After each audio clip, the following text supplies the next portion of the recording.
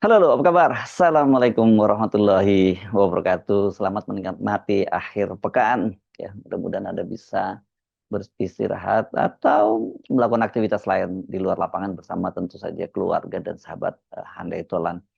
Saya akan mengajak Anda ini membahas soal yang cukup serius ini ya, dan ini nanti saya akan ajak Anda relatif panjang dan dalam ini ya.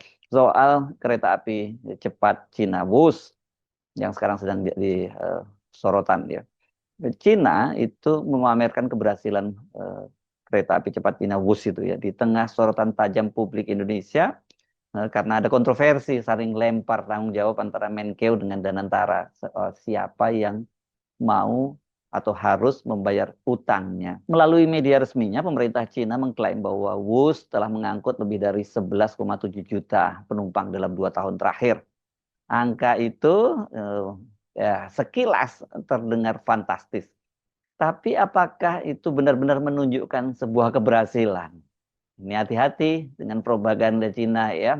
Nanti data-datanya saya ajak Anda untuk membahasnya, dan nanti kesimpulannya Anda akan kalau tadi Anda bilang, wow, angkanya udah sampai 11,7 juta gitu, Anda akan nanti ternyata Anda akan bilang, oh ternyata angka itu masih jauh dari eh, syarat untuk memenuhi kewajiban bayar utang kepada Cina. Klaim ini muncul dari China Railway International, salah satu pemegang saham proyek KCIC, dalam laporan resmi yang dikutip oleh CNN Indonesia 24 Oktober 2025.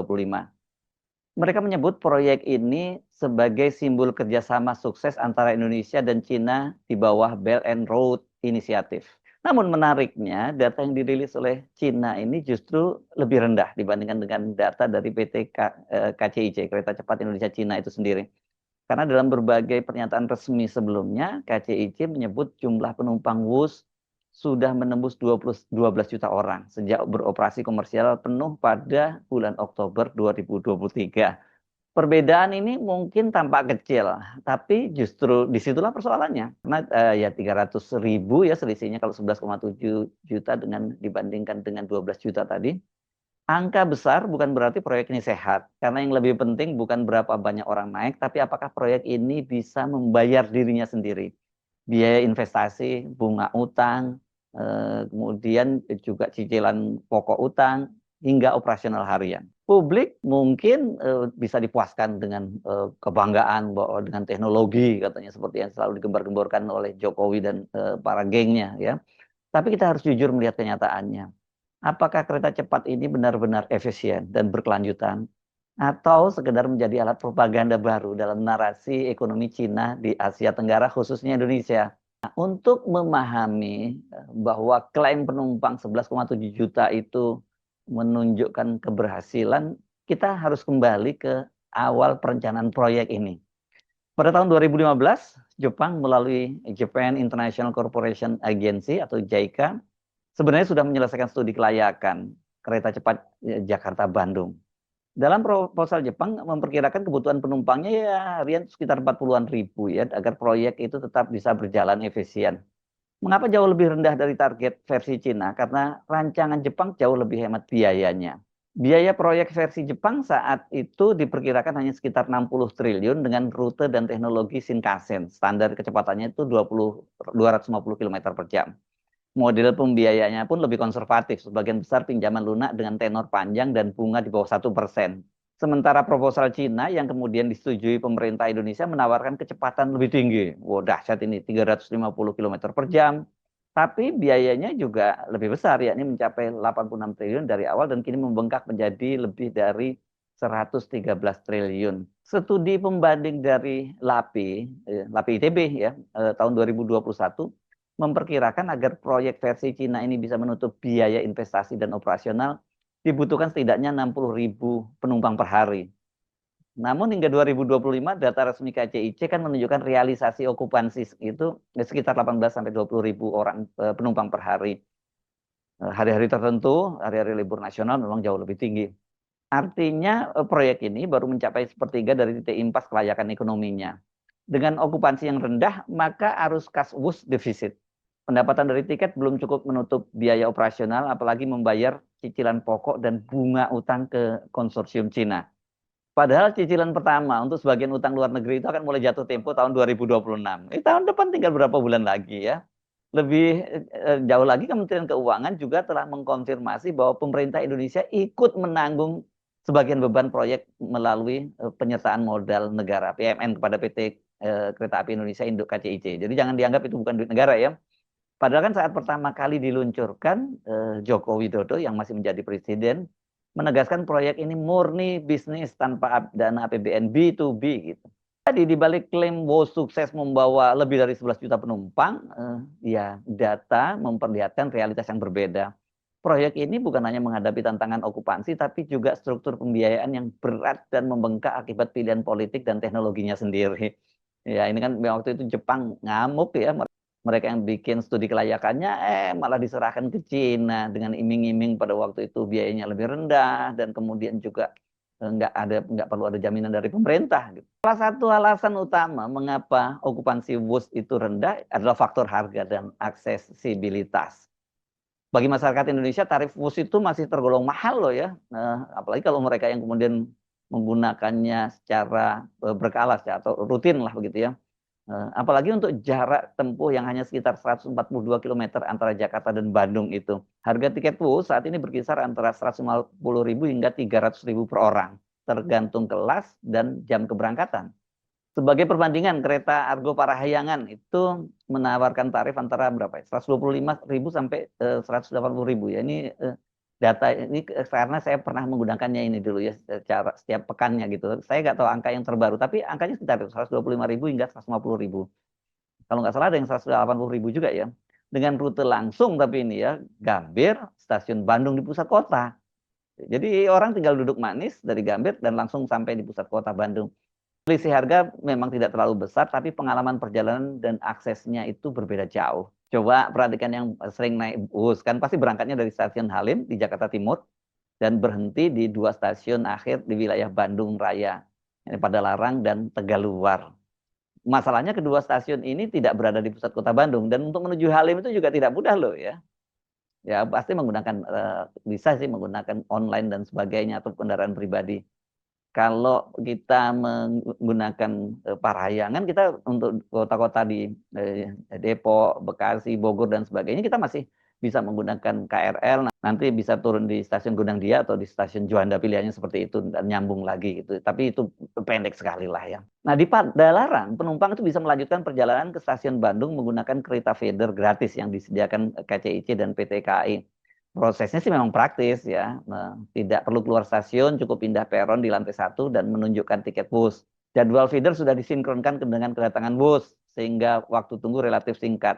Jadi lumayan lah kalau daripada larang itu masih tergolong efisien. Nah kalau ini menggunakan, kalau kita turun di stasiun Tegaluar, ini agak berbeda. Nah, karena kalau penumpang yang ingin ke pusat kota Bandung, ya harus naik bus dari Halim ke Tegaluar, kemudian menuju stasiun ke Bandung terlebih dahulu dengan KA feeder rute Padalarang Bandung. Setelah tiba dari Padalarang baru bisa naik feeder ke stasiun Bandung Pusat. Jadi perjalanan dari Tegaluar ke pusat kota lebih rumit, lebih panjang dan melibatkan beberapa moda transportasi termasuk berpindah peron dan menyesuaikan jadwal feeder. Begitu ya? Anda yang sering naik naik bus, kalau melakukan seperti itu, ya karena saya nggak pernah sama sekali naik naik bus. Ya berarti kalau dari Jakarta ya pilihannya enak turun di Padalarang dong ya kalau seperti itu ya. Kalau ternyata ada yang lain tolong Anda koreksi ya. Efeknya waktu tempuh yang diiklankan 40 menit bisa membengkak itu menjadi hampir 1,5 jam. Hampir sama dengan waktu naik Argo Parahyangan biasa. Situasi ini jelas jauh kalau dibandingkan dengan travel atau yang shuttle antar kota gitu. Banyak sekali pilihannya ya. Mau dari Bekasi, dari Depok, dari Tangerang dan sebagainya. Anda tinggal duduk manis ya, ada yang door to door tapi ada yang juga kita datang langsung ke stasiunnya, nggak jauh juga lah, bukan ke stasiun, ke pangkalannya, dan kemudian kita sampai di sana di Bandung dan tidak bingung-bingung lagi kita pindah-pindah moda transportasi. Paling dari ketika sampai di kota Bandungnya itu baru kemudian kita memikirkan transportasi lanjutan. Saya kira wajar itu ya. Dan tarifnya itu antara 120 sampai 160.000. Bahkan ada yang 80.000 loh. Berangkat dari berbagai titik strategis Jakarta, kemudian Depok, Bekasi, Tangerang, dan langsung tiba di pusat kota Bandung tanpa repot berpindah moda. Survei Departemen Transportasi UI tahun 2024 menegaskan faktor utama masyarakat enggan beralih ke bus adalah aksesibilitas buruk dan biaya tambahan tersembunyi, terutama bagi penumpang dari Tegaluar. Selain harga tiket 250 sampai 300 ribu dianggap terlalu mahal bagi banyak pekerja dan pelancong rutin. Akibatnya okupansi bus tinggi hanya pada akhir pekan atau hari libur panjang, sehingga pendapatan KCIC ya bersifatnya fluktuatif nih dan belum stabil. Sejak awal kan salah satu argumen pendukung pembangunan BOS adalah integrasi dengan TOD atau Transit Oriented Development. Konsepnya ini sebenarnya sederhana. Penumpang kereta bisa cepat langsung mengakses kawasan residensial, perumahan, perkantoran, kemudian pusat hiburan yang terhubung ke stasiun, sehingga menambah potensi pengguna tetap. Dan selain itu nantinya itu juga bisa dikomersialkan itu kawasan TOD itu karena nanti merchant-merchant dan sebagainya macam-macam lah bisa hidup di situ ya. Namun kenyataan di lapangan kan berbeda. Tadinya kan TOD itu antara lain dipilih Meikarta. Ini punya Lipo yang katanya tadinya mau jadi kawasan TOD premium. Nah, rencana ini kemudian di situ ada perbelanjaan, apartemen, bahkan perkantoran modern. Tapi kita tahu lah bagaimana kelanjutan dari proyek Meikarta ini. Banyak orang yang menyebutnya mangkrak walaupun dibantah oleh James Riyadi. Tapi di lapangan ya tidak seindah iklan yang iklan-iklan sebelumnya gitu ya. Meikarta itu seolah-olah kita hidup di sebuah surga gitu ya. Ada juga TOD di Wali ini punya perkebunan, punya PTP ini yang tadinya calon lokasi ibu kota Jawa Barat, tapi kemudian ternyata dibatalkan yang nggak ada kelanjutannya itu. Tapi padahal kalau jadi ibu kota Jawa Barat jelas ini bakal ada kawasan perumahan, terutama ya ada industrinya dan ada pusat transportasi. Akibat batalnya ibu kota Jabar di Wal ini, ya proyek ini terbengkalai sehingga potensi trafik penumpang dari kawasan ini nyaris nol. Bukan nyaris nol ya, sudah nol lah ya. Dampak terhadap bus, kondisi ini membuat proyeksi penumpang harian dari TOD tidak tercapai. Studi dari ITB menunjukkan bahkan dengan TOD ideal, tambahan penumpang dari kawasan Meikarta dan Wal ini pun itu hanya bisa menambah 5-10% okupansi. Jauh ini kalau dari target 60 ribu per hari itu. Karena nggak ada TOD, yang walaupun kalau ada juga jumlah kecil, ya WOS itu bergantung pada para pengguna komuter dan wisatawan akhir pekan, sehingga pendapatan tetap terbatas. Nah, bukan hanya soal pendapatan ya, keterbatasan TOD itu juga mempengaruhi image proyek. Jadi bukan alih-alih menjadi model transportasi modern terintegrasi, ya WOS ini terlihat seperti proyek teknologi tinggi tapi terisolasi kan jadinya ya. Mahal dan sulit diakses oleh masyarakat umum gitu. Mondar-mandir aja di kawasan itu. Kalau Cina mengklaim bahwa itu memberikan dampak selain jumlah penumpang yang tinggi juga memberikan dampak terhadap warga yang dilintasi oleh WUS itu nggak ada pengaruhnya buat rakyat sekitar itu gitu ya. Jadi meskipun Cina mengklaim bahwa WUS telah mengangkut 11,7 juta penumpang, angka itu belum menjamin kelayakan finansial proyek. Ya karena itu makanya kemudian Danantara akan ke Cina untuk menegosiasikan lagi soal pembayaran utangnya, ini baik tenor, bunga, dan sebagainya. Total biaya pembangunan WUS mencapai lebih dari 103 triliun. Ini meningkat dari perkiraan awal 86 triliun. Ini sebagian besar akibat kenaikan kurs yuan dan dolar, serta biaya teknis tambahan selama pandemi. Ini yang disebut cost overrun. Mayoritas biaya proyek dibiayai melalui kredit multilateral dan bilateral dari konsorsium Cina. Dan berdasarkan laporan KCIC, total utang pokok plus bunga yang harus dibayar itu mendekati 5-6 triliun per tahun. Dengan pendapatan penumpang yang rata-rata okupansinya 18-20 ribu penumpang per hari dan tarif rata-rata 200 ribu per penumpang, pendapatan kotor WUS itu hanya sekitar 1,2-1,5 triliun per tahun. Jadi bayangkan ya, selisihnya yang sangat tinggi antara pendapatan dengan kewajiban yang harus dibayar. Ini artinya pendapatan itu hanya sekitar 25-30% dari kebutuhan membayar cicilan utang dan operasional. Dan kemudian faktor ini diperparah fluktuasi okupansi akhir pekan yang menjadi mayoritas penumpang. Apalagi masalahnya, ini operasional harian, termasuk gaji staf, listrik, pemeliharaan kereta, dan keamanan. Itu mencapai 800 miliar sampai 1 triliun per tahun.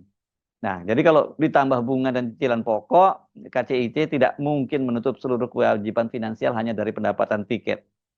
Jadi yang paling mungkin ya itu harus dilakukan restrukturisasi ya, utangnya itu ya, negosiasi dan kemudian direstrukturisasi. Kalau enggak itu ya hampir dipastikan Indonesia itu KCIC ya, PT KAI gitu ya, menghadapi risiko gagal bayar ini pada tahun 2026 nanti. Makanya itu kemudian terjadi lemparan tanggung jawab antara dengan Kementerian Keuangan gitu. Jadi sekali lagi klaim Cina yang menyebut 11,7 juta, tapi dia tidak membuat rincian hitung-hitungannya secara resmi kewajiban utang yang harus dibayar, ini nggak mencerminkan keberhasilan finansial proyek. Jadi ini semacam propaganda ya. Keretanya cepat tapi arus kasnya lambat. Jadi sekali lagi klaim 11,7 juta penumpang ini angkanya sekilas memang impresif. Tapi jika dibandingkan dengan target okupansi dan kemampuan membayar utang, angka tersebut belum memenuhi syarat kelayakan finansial proyek. Jadi sebenarnya proyek ini proyek yang tidak layak dan dipaksakan. Jadi apa yang bisa kita simpulkan? Ya klaim ini bersifat propaganda positif buat Cina, tapi negatif buat Indonesia. Karena menekankan angka besar tanpa memperlihatkan realitas finansial. Media Australia, misalnya The Australian tahun 2025 menulis bahwa meski jumlah penumpang tinggi, arus kas WUS tetap defisit. Nah, yang perlu kita hitung juga ini ya bukan hanya masalah ekonomi saja, tapi kesimpulan dari sisi geopolitiknya. Karena klaim Cina soal 11,7 juta penumpang itu lebih sebagai alat diplomasi dan propaganda daripada bukti keberhasilan bisnis. Dari perspektif geopolitik, proyek ini memperlihatkan bagaimana cara Cina mengekspor proyek teknologi tinggi sekaligus memperkuat pengaruh ekonomi, tapi belum tentu menguntungkan bagi penerima proyek. Mungkin bukan hanya belum tentu ya, tapi tidak menguntungkan bagi penerima proyek.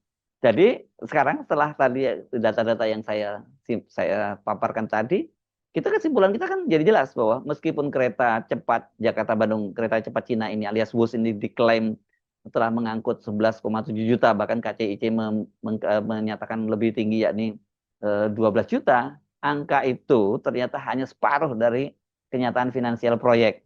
Bahkan nggak sampai separuh ya ini, sekitar 20 sampai 30 saja, 30% saja. Pendapatan dari tiket yang rata-rata 200 sampai 250 ribu per penumpang tidak mencukupi, sekali lagi saya sampaikan tidak cukup untuk menutup kewajiban cicilan pokok, bunga utang yang mencapai triliunan rupiah per tahun, ditambah lagi biaya operasional kereta api cepat yang sangat tinggi juga. Dengan semua fakta ini, narasi resmi Cina, pemerintah Cina yang menekankan kesuksesan WUS melalui angka penumpang hanyalah propaganda kosong. Sebuah klaim yang indah di atas kertas, tapi tidak mencerminkan kondisi keuangan operasional dan aksesibilitas sebenarnya. Proyek ini menunjukkan bahwa teknologi tinggi dan ambisi besar itu nggak selalu sejalan dengan realitas di lapangan. Jadi jangan terlalu percaya kalau para politisi itu ngomong besar gitu, harus dicek ya di lapangan dan kemudian kita lihat fakta-faktanya. Karena dalam kasus WUS, fakta bicara dan faktanya WUS masih belum mencapai titik impas serta membutuhkan restrukturisasi utang untuk bertahan. Dalam konteks sebelumnya saya menyatakan bahwa dalam kasus seperti ini Cina itu tidak mudah untuk memberikan restrukturisasi utang, memotong bunga dan sebagainya gitu. Justru dengan cara ini yang disebut debt trap itu, jebakan utang Cina ini kan seperti mereka ini adalah rentenir global, cukup manis di depan mulutnya, tapi ketika kemudian kita sudah berutang dan tidak bisa membayar ya aset-aset kita akan dirampas. Dan ini sekali lagi bukan soak, bukan nakut-nakutin gitu, karena itu sudah terjadi di negara-negara lain yang nasibnya itu sejauh ini lebih buruk dari Indonesia. Mudah-mudahan Indonesia nggak masuk dalam situasi yang buruk seperti negara-negara lain yang terjebak dalam utang Cina. Saya Arif, sampai jumpa lagi. Wassalamualaikum warahmatullahi wabarakatuh.